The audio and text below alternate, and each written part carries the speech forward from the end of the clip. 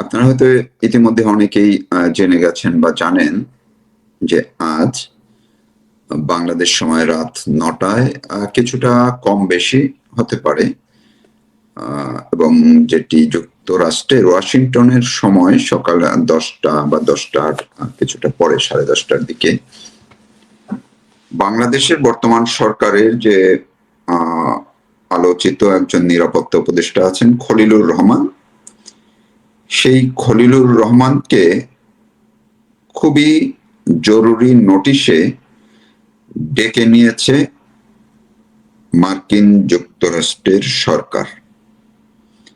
কিন্তু কেন ডেকে নিয়েছে সেটি প্রকাশ্যে যেটি এসছে যে তাদের একটি জরুরি বৈঠকের দরকার, খুবই গুরুত্বপূর্ণ বৈঠকের দরকার, এবং ওয়াশিংটনের যে মার্কিন যুক্তরাষ্ট্রের সেখানে একজন আন্ডার সেক্রেটারি হুকার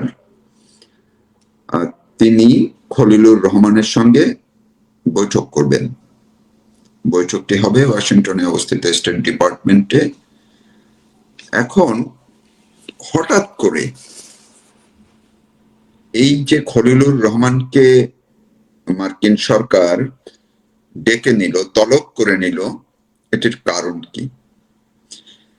অনেকেই বলছেন, আমি গতকালকে থেকে বিভিন্ন সংবাদপত্র দেশে বিদেশের এবং যারা সামাজিক যোগাযোগ মাধ্যমে কথা বলেন, আলোচনা করেন, বিভিন্ন তথ্য তুলে ধরার চেষ্টা করেন, বিশ্লেষণ করেন, সেগুলো একটু দেখার চেষ্টা করেছি। সবকিছু দেখে শুনে আমার কাছে যে জিনিসটি মনে হলো, আজকের এই বৈঠকটি বাংলাদেশের বর্তমান প্রেক্ষাপটে, অর্থাৎ এই যে 12ই ফেব্রুয়ারি একটি নির্বাচনের কথা রয়েছে, আমি বারবার বলছি রয়েছে মানে এখনো কিন্তু কথা রয়েছে, অর্থাৎ যেই কদিন বাকি আছে, এই কয়দিনই এর মধ্যে অনেক কিছু ঘটে যেতে পারে, অনেক কিছু হতে পারে, এবং যে কোনো মুহূর্তে নির্বাচন অনিশ্চিত বা নির্বাচনের শিডিউল পরিবর্তন এটি হতে পারে। এটি আগে থেকেই কিন্তু আমি অন্তত পক্ষে বারবার বলে আসছি।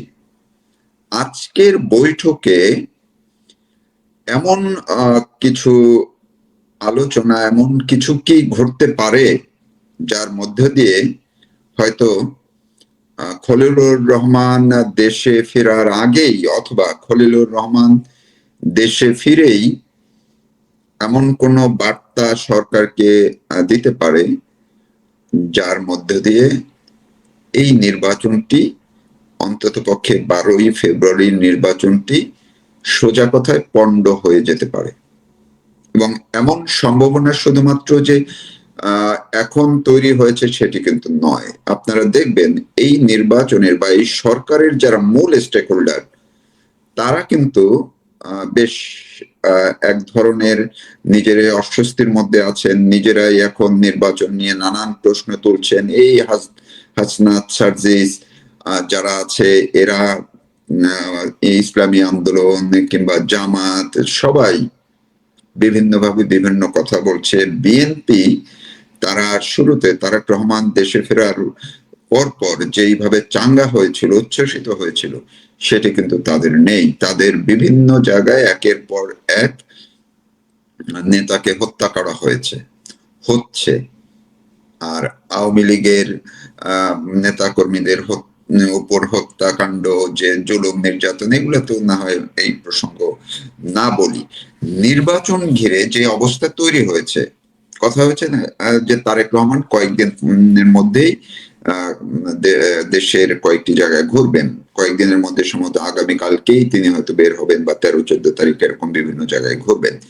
কিন্তু সেই তারেক রহমান সফরে যাওয়ার আগেই একটি কানাঘুষা আছে যে নির্বাচনের ভাগ্য নির্ধারণ হয়ে যেতে পারে। অর্থাৎ অনেক আলোচক, আমরা যাদেরকে এই সরকারের নেপথ্যে পৃষ্ঠপোষক হিসেবে মনে করি, সেই রকম কিছু বা বিএনপি পন্থী কয়েকজন এই সময়কার যারা লেখালেখি করেন, যারা বুদ্ধিভিত্তিক কিছুটা চর্চা করার চেষ্টা করেন, তারাও আজকে সামাজিক যোগাযোগ মাধ্যমে আমি দেখলাম তারা প্রশ্ন তুলেছেন, নির্বাচনটা কি 2001-এর মতো হতে যাচ্ছে কিনা। অর্থাৎ 2001-এ যখন একদম প্রায় নিশ্চিত যে আওয়ামী লীগে আবার ক্ষমতায় আসছে, কিন্তু দেখা গেল কেন্দ্রের পরিস্থিতি পাল্টে গেল। কেন্দ্রে সবার বুকে নৌকা ছিল, কিন্তু ভিতরের ব্যালটে অন্য কথা বলা হয়েছে, এবং সেই নির্বাচনটি মূলত সেনাবাহিনী সাজিয়ে গুছিয়ে এবং সেনাবাহিনীর কারসাজির মাধ্যমে বিএনপিকে তখন ক্ষমতায় বসানো হয়েছিল।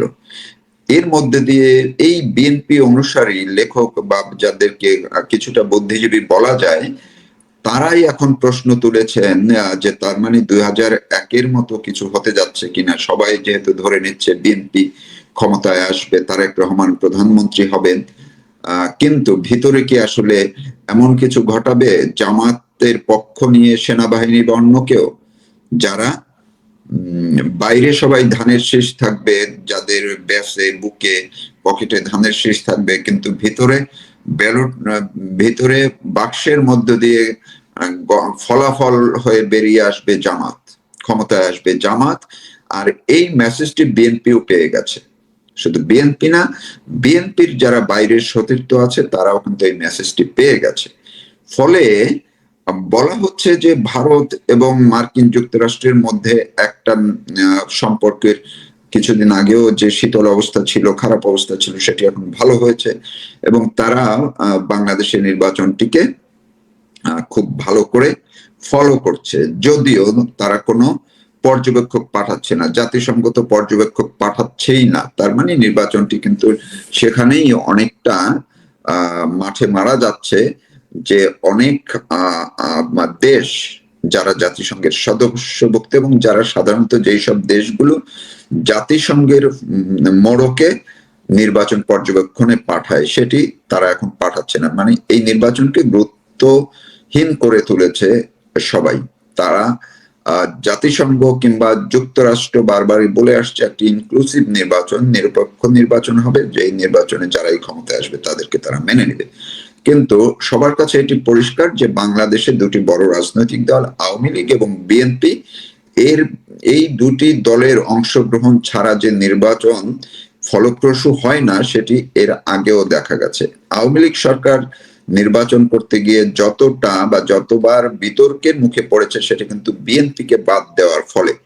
অন্য দল নির্বাচনে অংশ নিয়েছে কি নেয়নি এটি মুখ্য বিষয় না, কিন্তু বিএনপির এত লাখ লাখ যেমন ভোটার আছে, জনসমর্থন আছে, যে সবচেয়ে বড় একটি এই মুহূর্তের বৃহত্তর দল, একইভাবে আওয়ামী লীগেরও কিন্তু তাই অবস্থা, অর্থাৎ ভোটের জায়গা থেকে ভোটারের জায়গা থেকে রেশিও। এটি কিন্তু আমরা ভিতরে যতটাই আবেগে গদগদ হয়ে যাই বলি না কেন, বাইরে যারা অন্তত পক্ষে পর্যবেক্ষণ করে বিষয়গুলো, তারা কিন্তু তাদের কাছে হিসাব আছে পরিষ্কার। তো তারা দেখছে যে একটি দেশের ভোটারদের অর্ধেক সংখ্যক, কিছু কম বেশি হতেই পারে, প্রায় অর্ধেক সংখ্যক তারা ভোটে আসছে না, ভোটে তাদের কোনো অংশগ্রহণ নেই, সেই দলটি নেই। ফলে এই নির্বাচনটি আসলে সাজানো বা পাতানো নির্বাচন, এর মাধ্যমে একটি সাজানো গোছানো পাতানো সিলেক্টিভ একটি কমিটি করার মতো একটি সরকার গঠন করে নিয়ে আসা হচ্ছে। এই জায়গাটিতেই মূলত মার্কিন যুক্তরাষ্ট্র ক্ষিপ্ত হয়েছে, সংক্ষুব্ধ হয়েছে। আর এই সংক্ষুব্ধ হয়েই তারা খলিলুর রহমানকে ডেকে নিয়েছে বলে বিশেষ বিশ্লেষণ, গতকালকে থেকে আমি বিশ্লেষণগুলো শুনলাম। ফলে আমার কাছে এখনো মনে হচ্ছে আগামী 2-4 দিনের মধ্যেই নির্বাচনের ভাগ্য নিয়ে নতুন কোনো বার্তা চলে আসতে পারে, এবং সেটি খুবই খুবই খুবই সম্ভাবনা কিন্তু আছে। বাকিটা দেখা যাক। আজকে রাত্রের পরে কালকে বাংলাদেশ সময়, কালকে হয়তো বাংলাদেশের মিডিয়াগুলোতে আসতে পারে, আর আন্তর্জাতিক মিডিয়াতে তো আসবেই। আর যারা ওয়াশিংটনে আছেন, যুক্তরাজ্যে আছেন, যারা বিশ্লেষণ করেন, সেখানে যারা সাংবাদিক আছেন, তারাও কিন্তু খবর রাখার চেষ্টা করছেন। ফলে আজকের রাতটি বাংলাদেশের সামনে নির্বাচনের জন্য অনেকটাই গুরুত্ববহ হয়ে উঠতে পারে। নির্বাচনের বাকি আর মাত্র 1 মাস। এখন তো সরকারের নির্বাচন নিয়ে ব্যস্ত থাকার কথা, এবং সরকারের শেষ সময় কিন্তু নতুন কোনো পদক্ষেপও সরকার নিতে পারে না, এবং বিদেশিরা আগ্রহ দেখায় না। কাজেই সরকারের মনোযোগ থাকা উচিত শুধু নির্বাচনেই। কিন্তু ঠিক এই সময়ে কেন জাতীয় নিরাপত্তা উপদেষ্টা খলিলুর রহমান একটা রহস্যময় সফরে তিনি আমেরিকা গেলেন। আমি তেমন কোনো পত্রিকা কিন্তু খুব একটা খবর এখানে দেখিনি, শুধু মানব জমিনে দেখেছি, হয়তো অন্য পত্রিকাও লিখেছে, আমার চোখে পড়েনি। সেই রহস্যময় সফরে তিনি এই মুহূর্তে যাচ্ছেন যুক্তরাষ্ট্রে, যেখানে সরকারের মেয়াদ আছে আর মাত্র 1 মাস 1 সপ্তাহ এরকম। তাহলে প্রশ্ন হচ্ছে যে এই সময় তিনি কেন আমেরিকা গেলেন এবং সেখান থেকে তিনি আবার সংযুক্ত আরব আমিরাত যাবেন, তারপর তিনি বাংলাদেশে আসবেন। এটাই দর্শক রহস্যের জন্ম দেয়। এবং আমরা এও জানি যে বিভিন্ন দেশের যে বোঝাপড়া, এক দেশের সঙ্গে আরেক দেশের গোপন সলা পরামর্শ, গোপন বৈঠক, এগুলো কিন্তু সাধারণত হয় কাতারের রাজধানী দোহাতে, না হলে সংযুক্ত আরব আমিরাত দুবাইতে, অথবা সিঙ্গাপুরে, এই রকম কিছু দেশে অনুষ্ঠিত হয়। কাজেই যখনই খলিলুর রহমান আমেরিকার পরে সংযুক্ত আরব আমিরাত যাবেন বলে জানা যায়, তখনই কিন্তু অনেকের মনে সন্দেহের দানা বাঁধে। এবং ভারতীয় গোয়েন্দা সংস্থা র, তারা এই খলিলুর রহমানের উপর কিন্তু সবসময় তীক্ষ্ণ নজর রাখে, কারণ তাদের মতে খলিলুর রহমান একজন রহস্য মানব, তার রহস্যের শেষ নাই।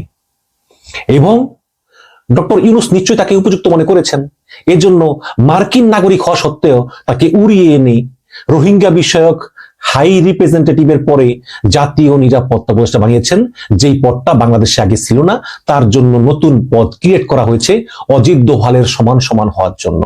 অজিত দোভাল হচ্ছে ভারতের জাতীয় নিরাপত্তা উপদেষ্টা। তো সেই তিনি যুক্তরাষ্ট্রে গিয়েছেন, এবং এমন সময় যুক্তরাষ্ট্রে গিয়েছেন যে যখন আর কিছুদিনের ভিতরেই আমরা পাচ্ছি নতুন রাষ্ট্রদূত, নতুন মার্কিন রাষ্ট্রদূত বেন ক্রিস্টেনসেন, যিনি কিনা পিটার হাসের স্থলাভিষিক্ত হবেন। পিটার হাস চলে গিয়েছে প্রায় বছর 2-1, কিন্তু পিটার হাস চলে যাওয়ার পরে কিন্তু নতুন কোন রাষ্ট্রদূত নিয়োগ করা হয়নি, একজন ভারপ্রাপ্ত রাষ্ট্রদূত দিয়েই কাজকর্ম চালাচ্ছিল। এখন সেই বেন ক্রিস্টেনসেন আসতেছেন, তিনি এসেই রাষ্ট্রপতির কাছে পরিচয়পত্র দিবেন, ডক্টর ইউনূসের সঙ্গে বৈঠক করবেন, বিএনপি এবং জামাত সহ প্রধান প্রধান দলগুলোর সঙ্গে বৈঠক করবেন, সুশীল সমাজের সঙ্গে বসবেন, ইত্যাদি ইত্যাদি। ঠিক এই সময় খলিলুর রহমান আমেরিকা সফর করতেছেন, এবং এই সফরের যে সূচিটা এবং কার কার সঙ্গে দেখা করবেন, এই বিষয়টাও কিন্তু বেশ ইন্টারেস্টিং। মানবজমিন লিখেছে যে শুল্কের পর ভিসা বন্ড। আপনারা তো নিশ্চয়ই শুনেছেন যে মার্কিন যুক্তরাষ্ট্র বাংলাদেশ সহ কিছু দেশের উপরে ভিসা বন্ড নীতি ঘোষণা করেছে। এবং এই ভিসা বন্ড নীতি হচ্ছে যে যদি কোনো বাংলাদেশি টুরিস্ট পারপাসে মার্কিন যুক্তরাষ্ট্রে যায়, তাহলে নির্দিষ্ট 3টে এয়ারপোর্ট ইউজ করতে হবে, এর বাইরে করা যাবে না। এবং ভিসা বন্ড দিতে হবে $5,000 বা $10,000 বা $15,000। এবং কি পরিমাণ দিবেন সেটা নির্ধারণ করবেন ভিসা কর্মকর্তা। আবার নাও দেওয়া লাগতে পারে। নির্দিষ্ট সময়ের ভিতর যদি ফিরে আসে, তাহলে ওই টাকা রিটার্ন ব্যাক করবে আমেরিকান সরকার, আর না আসলে করবে না। এবং যুক্তরাষ্ট্র বাংলাদেশ সহ 38টা দেশের উপর এই ভিসা বন্ড চালু করেছে, কিন্তু সেখানে পাকিস্তান এবং ভারতের নাম নেই। দেখুন, ভারতের কথা বাদই দিলাম, আমার জানা মতে পাকিস্তানের লোকজন বাংলাদেশের চাইতেও বেশি ভিসা সিস্টেম অ্যাবিউজ করে। এই যুক্তরাজ্য প্রচুর পাকিস্তানি, একবার ঢুকতে পারলে আর যায় না। আমেরিকাতেও তাই। সেই পাকিস্তানকে কিন্তু এই ভিসা বন্ডের আওতা রাখা হয়নি, রাখা হয়েছে বাংলাদেশকে। এখন প্রশ্ন উঠতেই পারে যে অনেকেই বলে যে এই ইউনূস সরকার নাকি মার্কিন সমর্থিত সরকার, তাহলে কেন তিনি ক্ষমতা থাকতে এই বাংলাদেশের উপর ভিসা বন্ড দিল? ইউনূস সরকার জানতো যে আমেরিকা ভিসা বন্ড প্রয়োগ করতে পারে। এই কারণে আমেরিকা যখন চেয়েছে অবৈধ অভিবাসীদেরকে ফেরত পাঠানোর জন্য, ইউনূস কিন্তু সঙ্গে সঙ্গে নিয়ে এসেছে। আপনারা তো প্রায় দেখতেছিলেন যে ঢাকা বিমানবন্দরে শিকলে হাত পা বাঁধা অবস্থায় 30 জন 40 জন করে আমেরিকা থেকে অভিবাসী ফেরত এসেছে।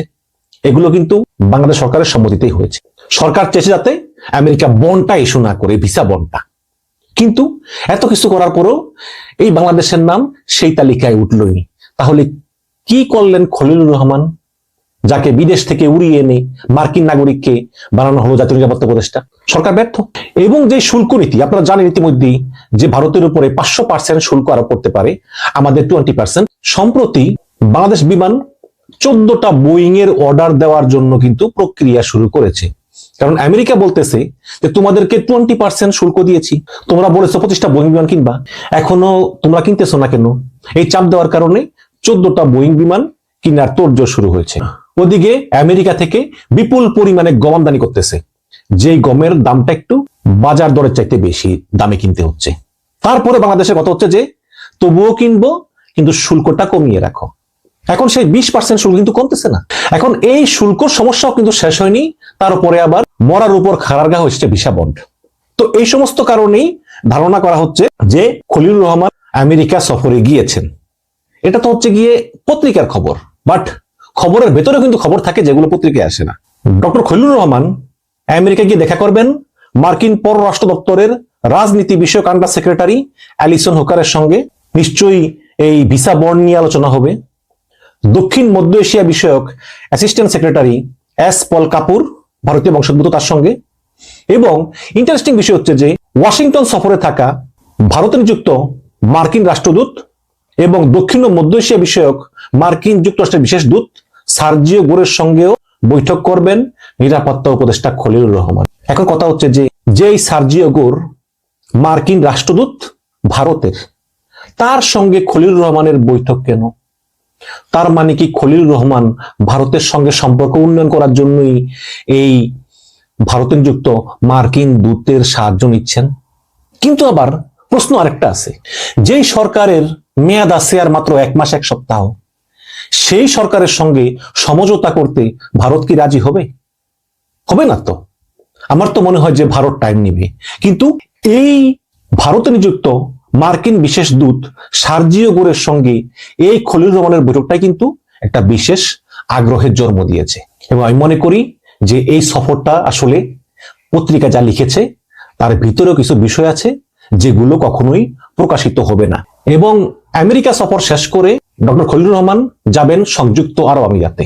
কেন যাবেন সেই বিষয়ে আমরা কিছুই জানতে পারিনি, তবে ধারণা করি কোনো একটা বিশেষ উদ্দেশ্য নিয়েই তিনি যাচ্ছেন সংযুক্ত আরব আমিরাত।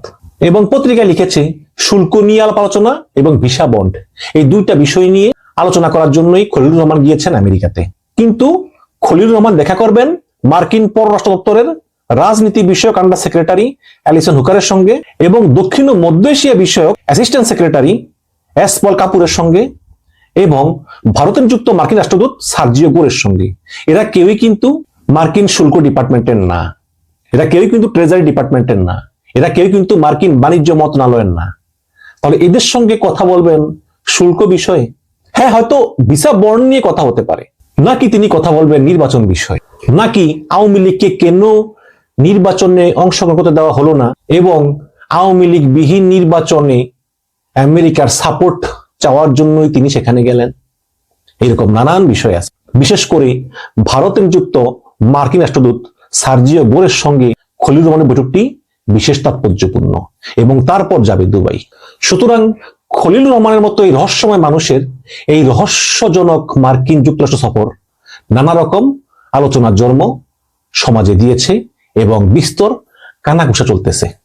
দর্শক, আপনার মতামত জানান যে খলিলুর রহমান এই যেই মার্কিন যুক্তরাষ্ট্র এবং সংযুক্ত আরব আমিরাত সফরে যাচ্ছেন, এটা আসলে দেশের ভালোর জন্য যাচ্ছেন নাকি কোনো গোপন সলা পরামর্শ করার জন্য যাচ্ছেন?